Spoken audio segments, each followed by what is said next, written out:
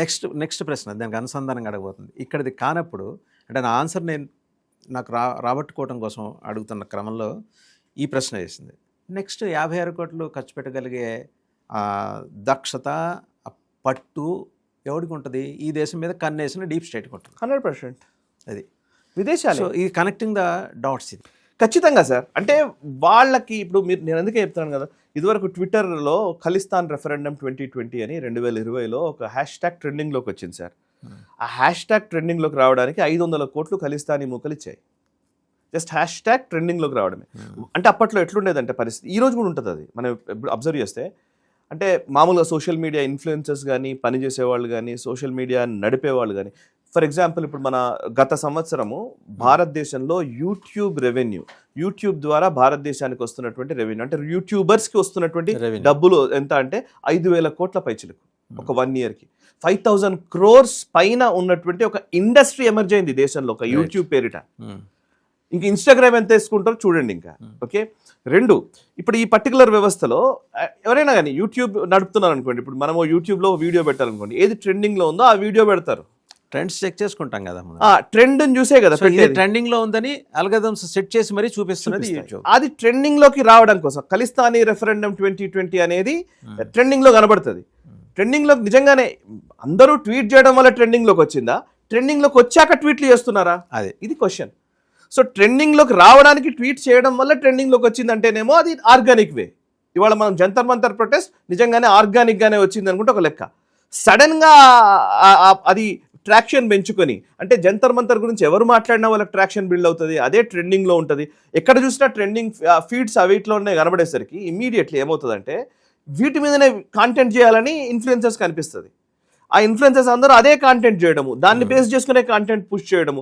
So already views వస్తూ ఉండడము. ఒక మామూలు వ్యక్తికి వాడికి ఒకటేసారి సడన్ గా ఒక 1 million ఫాలోవర్స్ వచ్చారట ఎవరికో జంతర్ మంతర్ ప్రొటెస్ట్ల మీద వర్క్ చేసినందుకు. సడన్ గా ఒక 2-3 లక్షల మంది ఫాలోవర్స్ వస్తారు. నీకేమనిపిస్తుంది అంటే ఇమీడియట్లీ అదే చేయాలనిపిస్తుంది. బాటే కదా, జస్ట్ బాట్స్, అంతే కదా, bots. And at same time మెటానే తనకు తాను ఫిక్స్ చేసినటువంటి అల్గోరిథం. బాట్స్ అంటేనేమో ఇంకో థర్డ్ పార్టీ ఎవరో వినియోగించేది. అఫ్ కోర్స్ థర్డ్ పార్టీలు చేసేది పని ఉంటుంది వేరే, ఇప్పుడు చూసి చూడనట్టుగా వదిలేస్తారు. డైరెక్ట్ గా మెటానే ఇన్వాల్వ్ అయింది. వాళ్ళు ఒప్పుకున్నారు కూడా ఆల్రెడీ, మేము డబ్బులు తీసుకున్నాము దీని విషయంలో, ఇది ట్రెండింగ్లోకి తీసుకురావడానికని. వాళ్ళు బిజినెస్ చేస్తున్నామంటాడు వాడు. Simple logic. నేను ఇప్పుడు మనమే చూడొచ్చు కదా, ఇప్పుడు వాసు గారు మనం ఇద్దరం చేసినటువంటి వీడియో ఉందనుకోండి, ఈ వీడియో ఎక్కువ మందికి వెళ్ళాలంటే వాడు డైరెక్ట్గా అడుగుతాడు మనని, ఇంత డబ్బులు కడితే మీకు ఇన్ని వ్యూస్ వస్తాయని. వాడే చెప్తాడు కదా, మీకు 1000 రూపాయలు కడితే ఇన్ని వ్యూస్ వస్తాయి, 1,00,000 రూపాయలు కడితే ఇన్ని వ్యూస్ వస్తాయి, 10 లక్షలు కడితే ఇంత వ్యూస్ వస్తాయి. వాడే చెప్తాడు కదా, నీ కంటెంట్తో సంబంధం లేదు. It is a business. So నేను పే చేస్తాను, వ్యూస్ తెచ్చుకుంటాను. దానికి ఏం చెప్తున్నాను, బీజేపీకి లేరు ఫాలోవర్స్, నాకున్నారని చెప్తున్నాడు. వాళ్ళు చేసింది అదే కదా. CJPకి 3 రోజుల్లో 2 మిలియన్లు వచ్చారు, 5 రోజుల్లో 10 మిలియన్లు వచ్చారు ఫాలోవర్స్. ఇవన్నీ ఏంటి అని అంటే దాన్ని గవర్నమెంట్ ఆపగానే చూసారా గవర్నమెంట్ భయపడుతున్నారు. భయపడడం కాదు అసలు. ఫస్ట్ ఆఫ్ ఆల్ నీకు ఎట్లా వస్తున్నాయి ఇవి, అల్గోరిథం ఎలా సెట్ చేసావు, ఏం చేస్తున్నావు నువ్వు, అంటే ఈ దేశంలో దేశ వ్యతిరేక కార్యకలాపాలు నడపడం కోసం నువ్వు సోషల్ మీడియాని వాడుకుంటున్నావా, అంతే కదా. సో ఇవన్నీ క్వశ్చన్స్ ఉన్నాయి, రకరకాల ప్రశ్నలు. మరి ఇలాంటివి 2-3 రకాల ఆందోళనలు రేపు పొద్దున తెర మీదకి రాబోతున్నాయి కదా. మరి ఈయన అభిమన్యుడిలాగా జోరుగా ఎంటర్ అయ్యి అర్జునుడి మాదిరి వెనక్కి తిరిగి రాగలరా అంటే ఇప్పటి వరకు జరిగిన అంశాలు చూస్తుంటేనేమో కరెక్టే అనిపిస్తుంది. కానీ అలాంటి సేమ్ ఇప్పుడు యుద్ధాలు ఎప్పుడు కూడా కంటిన్యూ అవుతూనే ఉంటాయి. ఈరోజు దేవతలకి అసురులకి యుద్ధం జరిగిన రోజుల నుంచి ఈ రోజు వరకు కూడా రకరకాల అవతారాలు చూస్తూనే ఉన్నాం. అండ్ ఈ రోజు మనం ఆడుతున్న హిందూ ధర్మం ఎదుర్కొంటున్న యుద్ధం ఈ రోజు కొత్త ఏం కాదు. ఇంతకుముందు మొఘళ్ళ దండయాత్రలను ఎదుర్కొంది, లేకపోతే క్రిస్టియన్లకు సంబంధించినటువంటి బ్రిటిషర్లను ఎదుర్కొన్నాము, అనేక యుద్ధాలు చేసాము, అనేక రకాల పరిస్థితుల్ని ఎన్నో కఠినమైన పరిస్థితులను ఎదుర్కొని వచ్చిన రోజులు తెలుసు. ద్రవిడ ఉద్యమం జరిగిన టైంలో, ఆ టైంలో ద్రవిడియన్ పాలిటిక్స్లో మనం చూస్తే పిలకలని జుట్టే మొత్తం పెట్టి ఉరిదీసిన సందర్భాలు ఉన్నాయి. బేసికలీ జంధ్యాలతో ఉరిదీసిన సందర్భాలు ఇవన్నీ మనం చూసాం కదా. బ్రాహ్మణుల మీద ఎట్లా జరిగినాయో తెలుసు. అసలు ఈ కాస్ట్ ఈక్వేషన్స్ని బేస్ చేసుకుని ఎన్ని ఉద్యమాలు చేశారో తెలుసు. సో ఎంతగా ఈ దేశాన్ని చిన్న భిన్నం చేయాలనుకున్నారో తెలుసు. గత 70 సంవత్సరాల్లో అసలు రష్యాకి ఒక కాలనీగా ప్రకటించారు కదా మన దేశాన్ని ఇందిరాగాంధీ గారి హయాంలో. అమెరికా హెన్రీ కిసెంజర్ ఏది చెబితే అది చేశారు కదా వరల్డ్ బ్యాంక్ నిధుల కోసం. మనం చూసాం ఇవన్నీ. అంటే ఇవాళ కొత్త ఏం కాదు. కాకపోతే ఈ దేశం అలవాటైపోయింది. కానీ బాధ ఏమనిపిస్తుంది అంటే వాసు గారు, మనం ఇప్పుడు ఒక రేజ్లో ఉన్నాం. ఈ రైజ్ లో 2 రకాల రైజ్. ఇది జస్ట్ కేవలం ఎకనామీ పరంగా కాదు, Economy కాదు, cultural economy, culture, at the same defence పరంగా మన పవర్ని మనం ఎస్టాబ్లిష్ చేసుకునే విధంగా మనం పోతున్నాము. మన శక్తిని ప్రదర్శించుకోవడానికి, అట్ ద సేమ్ మన ఆర్థికంగా పరిపుష్టం అవ్వడానికి అండ్ సాంస్కృతికమైనటువంటి వైభవాన్ని తిరిగి పొందడానికి, వీటి మూడిటి మధ్య ఒక జర్నీ నడుస్తోంది. ఇక్కడ ఒక అడ్డంకిని క్రియేట్ చేసి మళ్ళీ మనల్ని డీవియేట్ చేస్తే మళ్ళీ వెనక్కి. ఇప్పుడు నేను ఎవరు ప్రభుత్వం అన్న కావచ్చు, బీజేపీ ఉండొచ్చు, ఇంకోరు ఉండొచ్చు, వచ్చే ప్రభుత్వాలు కొంచెం కూడా నేషనలిస్టిక్ ఆలోచనలతో మాట్లాడట్లేదు కదా. ఇప్పుడు రాహుల్ గాంధీ ఏం మాట్లాడుతున్నాడు?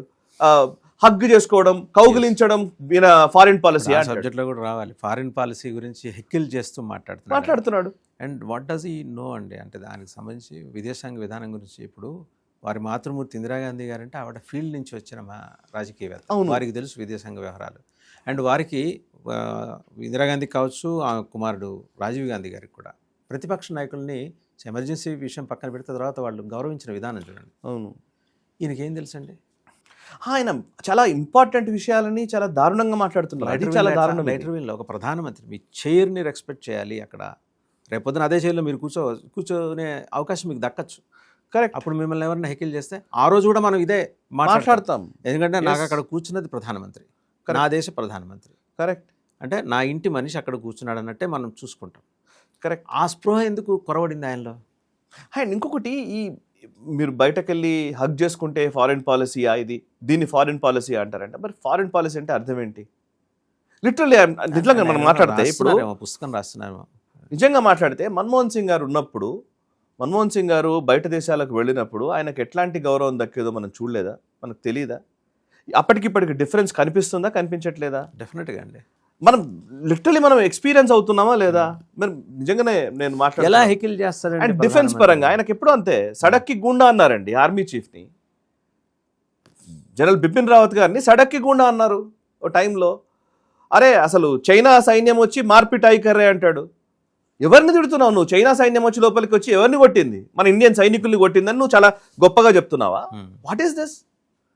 సో భారత సైన్యం, వాళ్ళు సైన్యం వచ్చి బయటకు వచ్చి మేము సర్జికల్ స్ట్రైక్ చేశామన్నారు. ఆయన ఆ టైంలో ఆయన బీజింగ్ ఇచ్చిన స్క్రిప్ట్ చదువుతాడు. అదే ప్రూఫ్ ఏంటి అని అడుగుతాడు. సర్జికల్ స్ట్రైక్స్ చేశామని ఒక ఆర్మీ చీఫ్ చెప్తే నువ్వు నమ్మవు. ఆర్మీ చీఫ్ని మీరు నమ్మరు, రైట్? ఆర్మీ చీఫ్ ఏది చెప్తే దాన్ని మీరు విశ్వసించరు, రైట్? పోనీ పక్కన పెట్టండి. మీకు సిబిఐని నమ్మరు, సిబిఐ మోదీ చేయలాగా పనిచేస్తుందని అంటారు. ఈడీని మీరు నమ్మరు, ఎలక్షన్ కమిషన్ మీరు నమ్మరు, లాస్ట్కి సుప్రీంకోర్టు చెప్పినా కూడా మీరు నమ్మరు. ఇప్పుడు ఎవరు నమ్మాలి మరి? అంటే ఒక రాహుల్ గాంధీ చెప్పిందే రాజ్యాంగం అంటే, రాజ్యాంగం అంటే ఆయన చేతిలో ఉన్న బుక్ చూడాలి నిజంగానే. ఆయన చేతిలో ఎప్పుడు బుక్ చూపిస్తున్నాడు కదా, ఆయన ఏమన్నా రాసుకున్నాడు అయింది కొత్త రాజ్యాంగం? నాకు డౌట్. ఆ రెడ్ కలర్ బుక్ ఒకటి ఉంటుంది ఆయన చేతిలో, అది నిజంగా రాజ్యాంగం అంటే రాహుల్ గాంధీ రాజ్యాంగం ఏంటి? ఇది ఇంపార్టెంట్ పదే అంటుంటే లిటరల్లీ మనం ఇప్పుడు నేను జార్జియా మెలోనీ గురించి మాట్లాడతాడండి. జార్జియా మెలోనీని మధ్యలోకి తీసుకొచ్చారు. జార్జియా మెలోనీకి హగ్ గురించి మాట్లాడతారు. ఇమ్మీడియట్లీ ఎవరు బీజేపీ నాయకుడు ఒక ఆయన ట్వీట్ చేశాడు ఇమీడియట్లీ. ఏమని?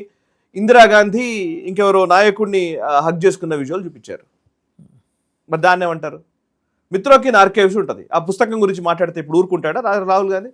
మిత్రోకిన్ ఆర్కైవ్స్లో రష్యాకి సంబంధించినటువంటి వాళ్ళు రెడ్ కార్పెట్ వెల్కమ్ పలికారు ఇందిరాగాంధీకి. మిత్రోకిన్ పుస్తకంలో రాసి